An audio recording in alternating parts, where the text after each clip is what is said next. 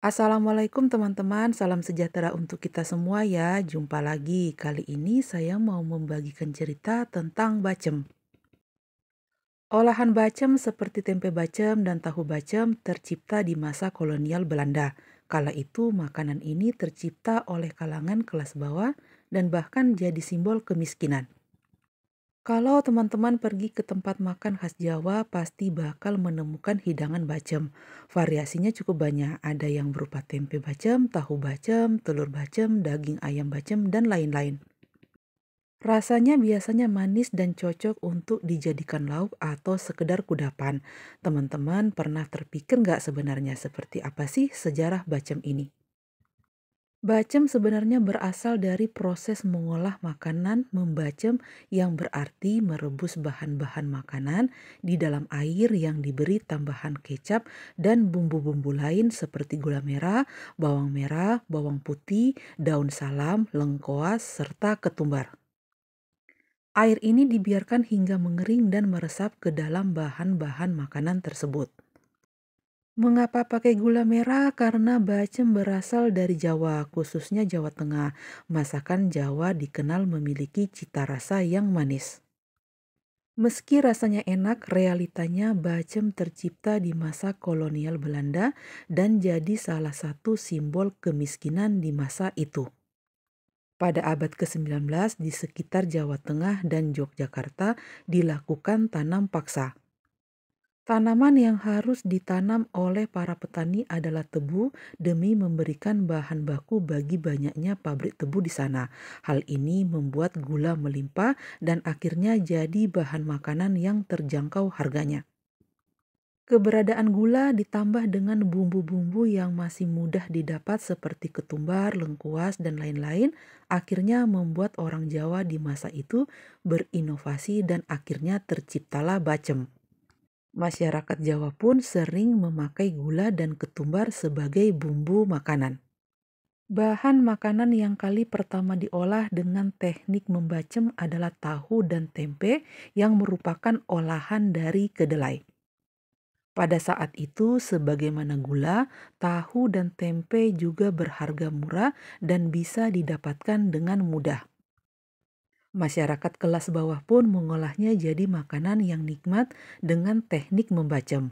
Pada akhirnya terciptalah tempe bacem dan tahu bacem yang bisa kita nikmati hingga sekarang.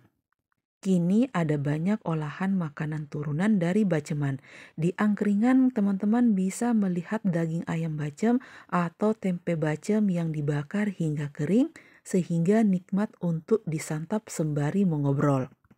Terkadang tempe atau tahu bacem juga digoreng sehingga cocok untuk dijadikan lauk. Bacem atau baceman merupakan sajian panganan dari daerah Mataraman seperti Kota Semarang, Surakarta, dan Magelang di Jawa Tengah dan daerah istimewa Yogyakarta. Orang Yogyakarta menyukai bacem yang bercita rasa manis, yaitu dengan bumbu khas gula merah. Sebetulnya bacem merupakan cara pengolahan makanan untuk mengawetkan produk, biasanya adalah tempe dan tahu. Dibacem artinya direndam dalam air gula atau garam supaya bahan makanan menjadi awet. Bacem tempe dan tahu biasa dimakan hangat-hangat dengan nasi. Di daerah Kaliurang, Yogyakarta, dikenal jadah bacem, yaitu jadah atau uli yang disajikan bersama-sama dengan tempe dan tahu bacem. Bahan dasar bacem adalah tempe atau tahu atau bahan makanan lain yang telah dipotong-potong sesuai keinginan. Sebagai bumbunya adalah bawang merah, bawang putih, ketumbar, kemiri, dan garam dapur yang diulek atau dihaluskan bersama. Bumbu halus ini dicampurkan ke potongan-potongan tempe atau tahu untuk kemudian direbus dengan air secukupnya. Di samping itu dimasukkan pula beberapa helai daun salam, kepingan lengkuas yang telah dimemarkan, dan irisan gula merah. Bahan-bahan tersebut kemudian dimasak hingga air rebusannya susut atau hampir habis. Setelah itu tempe atau tahu yang telah dibacem tadi dapat digoreng sebelum dihidangkan.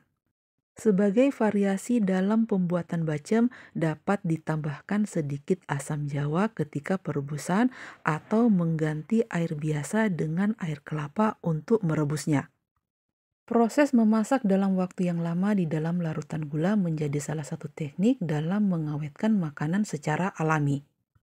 Bahan baku pengawetan alami tersebut didukung pula dengan proses memasaknya yang cukup lama. Proses ini membuat bahan makanan benar-benar matang dan masak sempurna hingga ke dalam.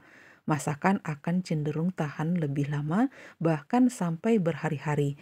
Hal ini membuat mikroorganisme dalam makanan tak dapat bertahan hidup dalam waktu lama. Menikmati baceman bisa dengan banyak cara. Bisa jadi lauk teman makan nasi maupun jadah atau uli ketan yang dicampur kelapa dan dipadatkan selagi hangat.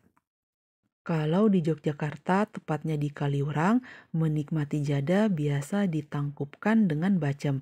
Makanya banyak orang menyebutkan makanan ini sebagai burgernya orang Jawa. Sayur pendamping untuk baceman bisa juga dengan gudangan atau urap atau sayur rebus dengan topping bumbu kelapa parut.